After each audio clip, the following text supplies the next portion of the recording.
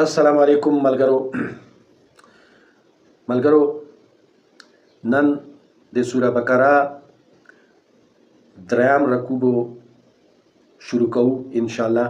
بسم الله الرحمن الرحیم. شروع کوم د الله نوم سره چې هغه ډیر مهربانه ده، ډیر رحم کوونې والا ده.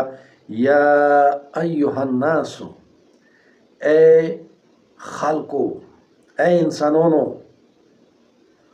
اعبدوا ربکم الذی، عبادت وکو، غلامی وکو. عبد دا عبدو چې کوم دا د عبد نه وتله ده. عبد مطلب دا چې غلام. نو تاسو غلامی وکو، سار ټیټ کو د الله تعالی ټولو حکمونو ته. اعبدوا ربکم الذی، د اغي رب ته خپل سرونه ټیټ کو چې چا، الذي چې چا، خلقکم تاسو یې پیدا کړي یو، والذین من قبلکم او هغه خلق یې هم پیدا کړه چې هغه د تاسو نه مخکې ارغوله ده دغې مځکې ته، د دنیا ته. لعلکم تتقون، کیدای شي چې تاسو پرهیزګاره شو، یعنی د بدو نه ارمانې شو. نو دلته کې الله تعالی دغه مؤمنانو ته هم یی، کافرانو ته هم یی او دا منافقانو ته هم یی. د درو وړو طبقو ته اکټه دا خبره کوي چې ای خلکو، تاسو غلامی وکړو، عبادت وکړو د هغې رب. رب موږ دې نه مخکې په سوره فاتحه کې پوره تفصیل بیان کړی ده چې رب څه شی. رب دا پالون کا، پیدا کون کا، پالون کا او تو ته سهارا در کوونې والا دغه رب ده. نو تاسو د هغې رب عبادت وکړو. عبادت یې د غلامۍ ته یې چې الله منه، چې خپل ځان منې که د الله منې. نو چې څوک د الله مني هغه رب عبادت کوي.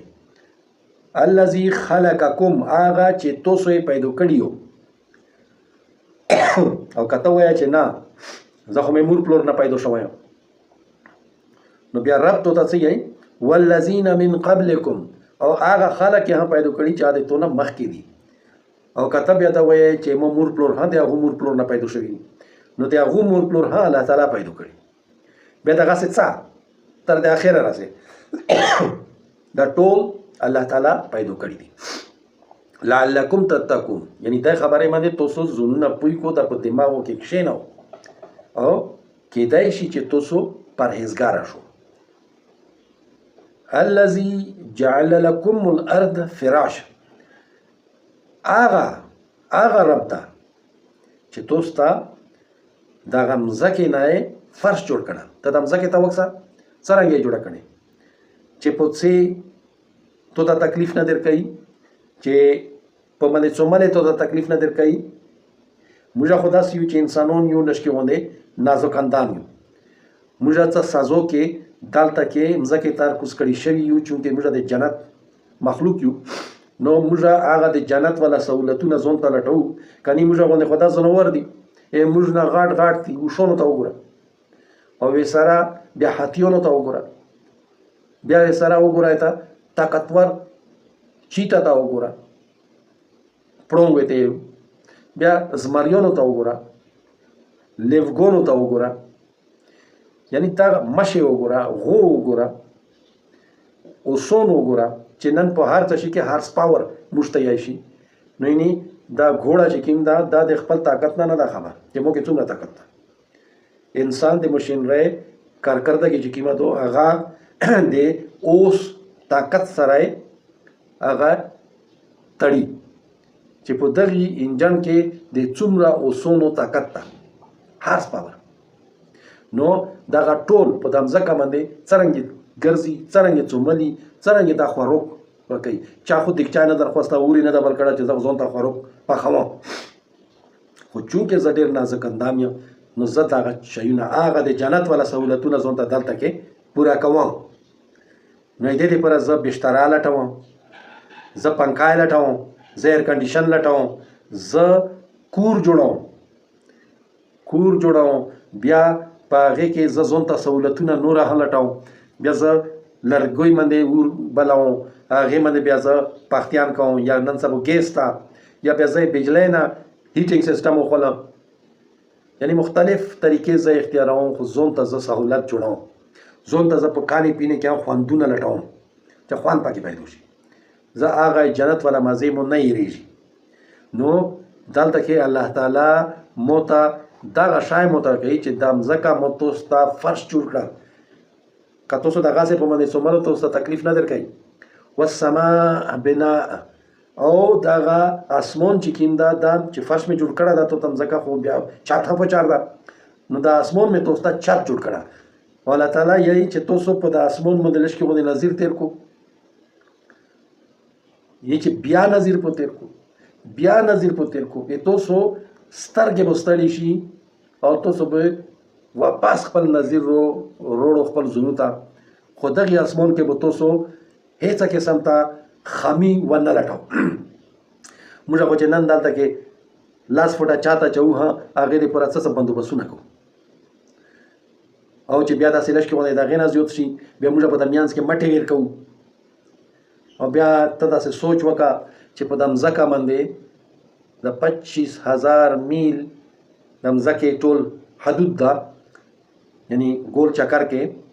نو دغه 25,000 میل باندې د اسمان څومره وسیع اسمان پوسنا په باندې پروت ده. دې کې ته چیته مټه وینې، چیته ته تیر پکې وینې، یعنی سریې مریې پکې وینې، اوسپنې پکې وینې، یا بل داسې شاید چې هغو سهارا ویر کړي وي اسمان ته. او بیا د اسمان کې ستوري وګوره دا څرنګې ویلوړ دي، د سترګه وګوره دا څرنګې ویلوړه ده، یعنی دا په لوندې ویلې نه پرېوځي. او د میاشتو وګوره، یعنی دغه ټول موږ ته الله تعالی ښیي چې بھئ تاسو ته مو مځکه فرش جوړ کړل او اسمان چې کوم ده دا مې تاسو باندې چت جوړ کړل. وانزل من السماء ماء، او د اسمان نه مې په تاسو باندې اوبه ارکوزې کړې. اوس دغه چې د مځکه دو اسمان دا اوبه دي، په اسمان کې سترګه دو، میاشتو، ستوري دي، او مځکه چې کومه دو دې کې زرخیزي دو. نو دغې کې یو زه تاسو ته څه شی کوم دی دغو دې کمبینیشن نه فاخرج به من الثمرات رزقا لكم، او په دغې سره یعنی دا کمبینیشن چې کوم جوړ ده دې کمبینیشن سره زه تاسو ته اربوسم ثمرات میوې رزقا لكم د تاسو خوراک دپاره. موږ چې میوې ټکه وکسو نو موږ یې چې دا خو امونه دي، دا سیبونه دي، دا انګور ده. میوه د هر بوټي اخیری چې کوم شای هغه نسی هغه میوه دو. یعنی د غنم بوټي میوه څه شی دو؟ غنم دونه. باجرې میوه څه شی دو؟ باجرې دونه. چاولو میوه څه شی دو؟ چاولو دونه.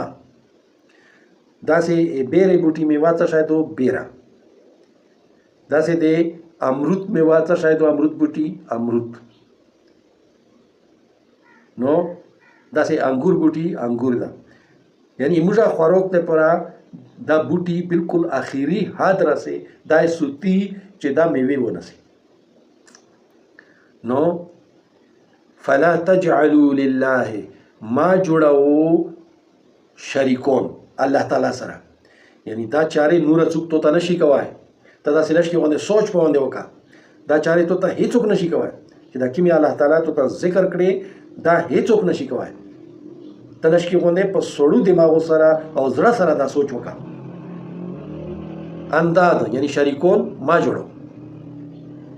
وانتم تعلمون، او تاسو په دې باندې شپېژو چې دا چارې صرف الله کوي. او ټول چې څوک دي چې هغو ته انبیا علیه الصلاة والسلام ورغلي که هغه الیارې خطو شوي دي هغه بیا یو ټکه استعمالوي اوپر والا څوک ته الله. او که نور دی هغه یو ټکه استعمالوي ګاډ غاټې جی سره هغه ته یعنی الله ته دوی غور کوي چې دا په ټولو پوسته او موږ چې د کیم د ایران نه کیم ټکه موږ تر ولا خدا نو خدا د الله نعم البدل خو نه ده ګاډ نه ده نعم البدل الله نوم نه دی الله خو چونکې هغه زبان کې دغه ده یا خدایا نو هغه مطلب د الله ده نو چې تاسو یې ښه پېژنو ټول مذهبونو ولا یې ښه پېژنو تاسو چې ټولو ژبو ولا یې ښه پېژنو چې دا ټولې چارې الله کوي نو تاسو داسې چالو کو چې هغې یو الله عبادت کو او بل څوک ما سره شریکو او بیا دلته کې مخته چې کوم آیتونه دي هغه به په بله مقام باندې په بل نشست کې به موږ هغې ترجمه کوو